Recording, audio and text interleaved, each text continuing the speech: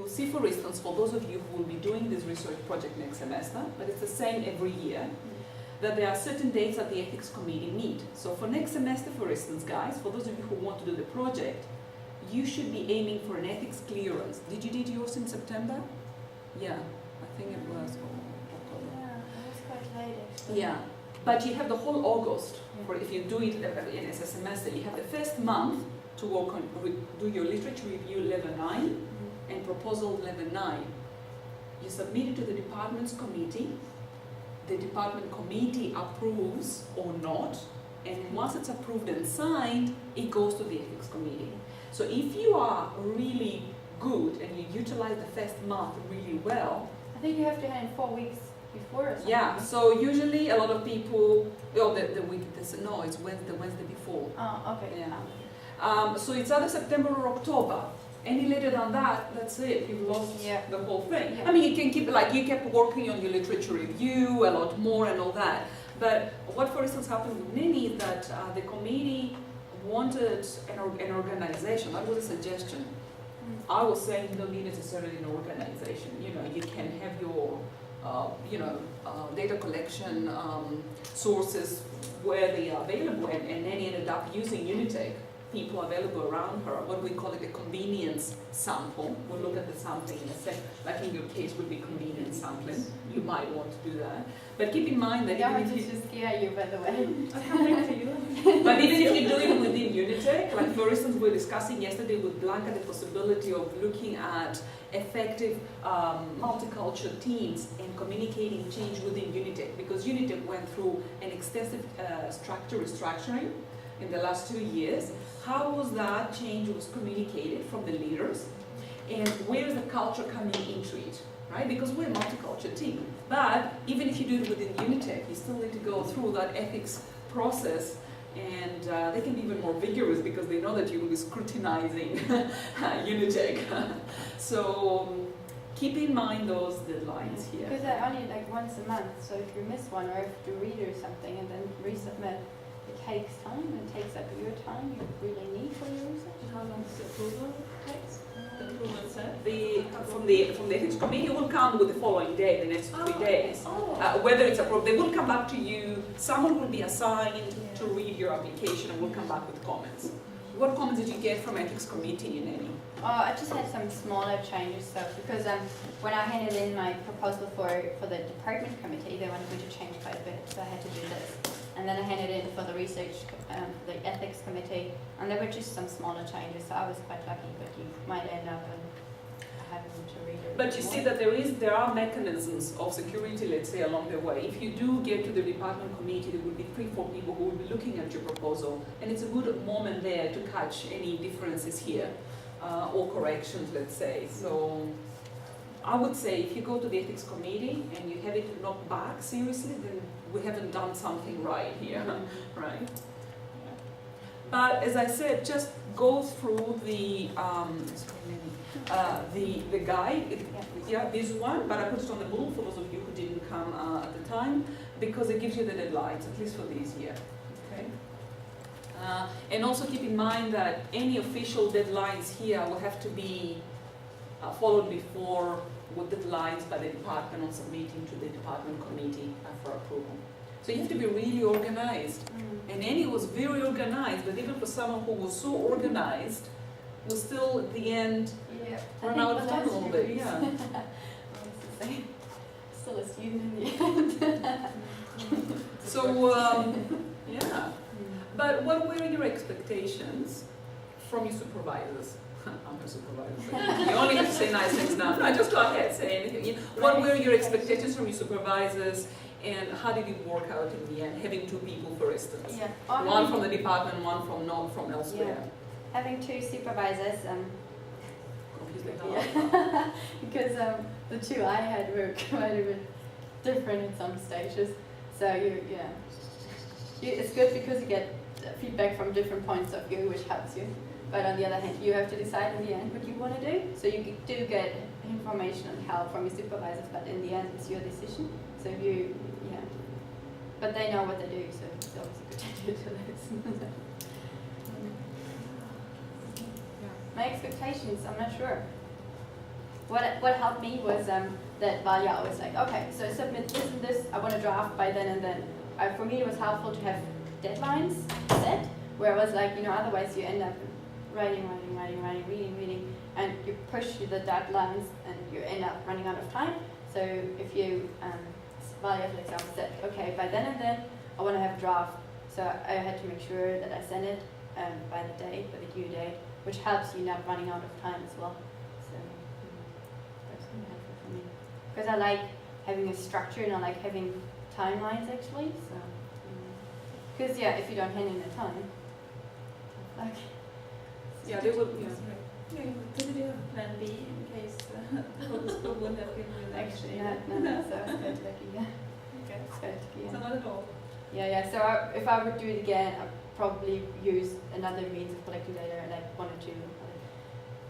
Why did you swap between, originally you were going to use a mixed approach, Yeah. and then you changed to just focus groups? Did you say why? Because what I wanted to do, like using business students or communication students or business related students, and like my whole approach, like my whole research was different because I didn't have the company in the end anymore. So yeah, I'm not too sure why. Well, that's what it. The earlier proposal that had mixed approach was going to use a company. Yeah. So, and using a company involved doing a participant observation, sitting in meetings, seeing how people interact.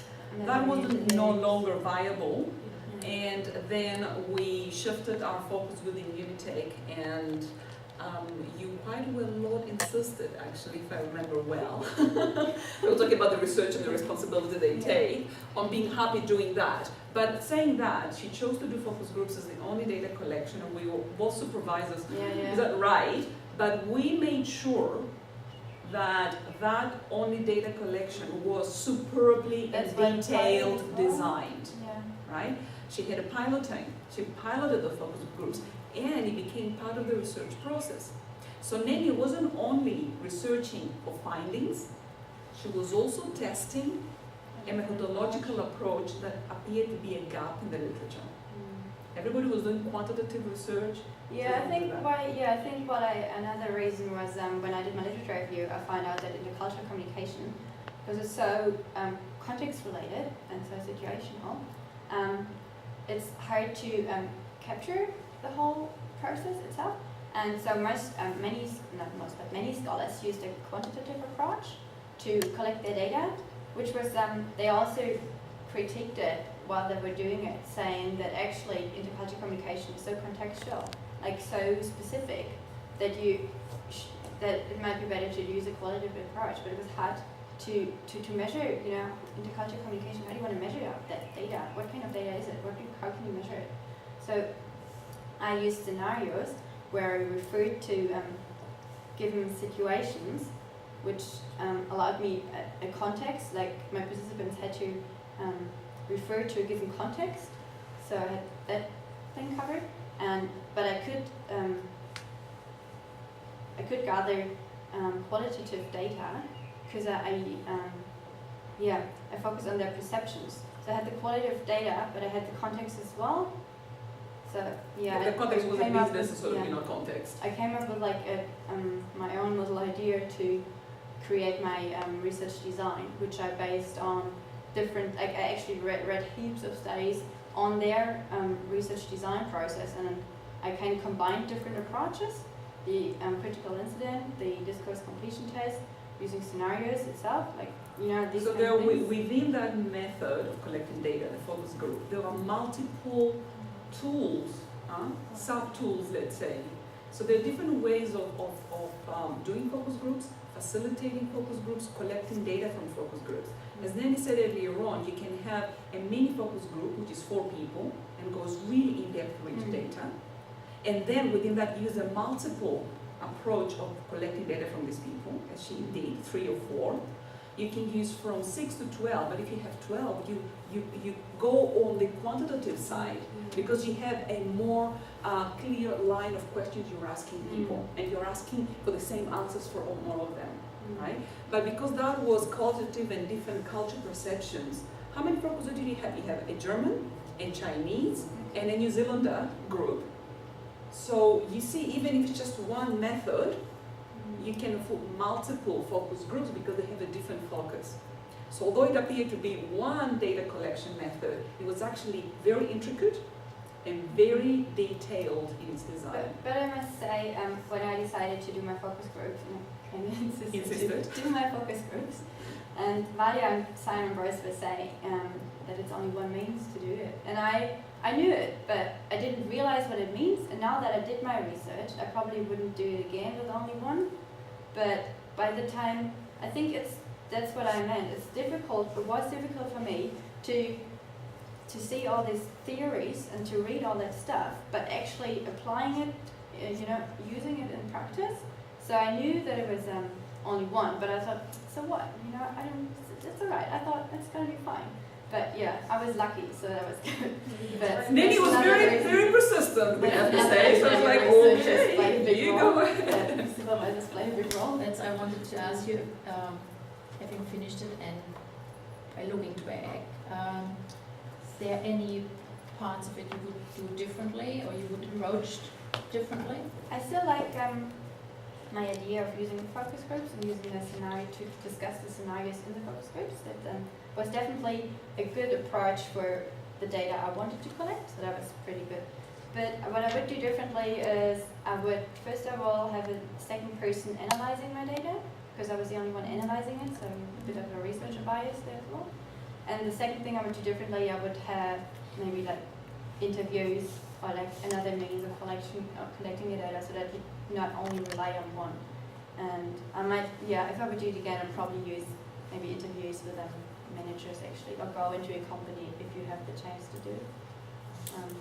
But it worked out well, but it was stressful. Both myself and Simon, I think Nanny, although she wasn't admitting it at the time, we were sort of finger crossing, thinking, oh my God, hopefully she gets enough data, And when you actually did, we were, very happy. And it worked out very well because you were very thorough in designing it. Yeah. But it was stressful. Yeah. Right. Yeah. But yeah, the pilot was pretty helpful and useful. But yes, Nanny, therefore, yes, had interesting findings. But I would say Nanny's contribution is her research design, right? And the methodological approach. That's where the originality of Nanny's work lies. And I think that came out from the literature review, because when I first, even your earlier drafts of the literature review, you had identified already a gap. There is a gap. These people use mostly this type of methodological approach. How about we do it that way? Yeah. And Nanny was pretty clear about it. Bless her. That's fine, as I say, just read, make sure that you read and you have all your options there outlined in front of you.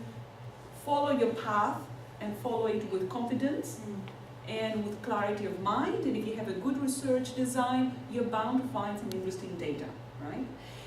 Even if there is not a big gap in the literature, there is always a different way of approaching something. Whether it is a different cultural group, whether it is from a gender, from age, or whatever. Yeah. Anything else? Were you surprised by some results by yourself? Yep. The German one not so much because I'm German myself. The Kiwis a bit and the Chinese very much actually. So I found interesting data.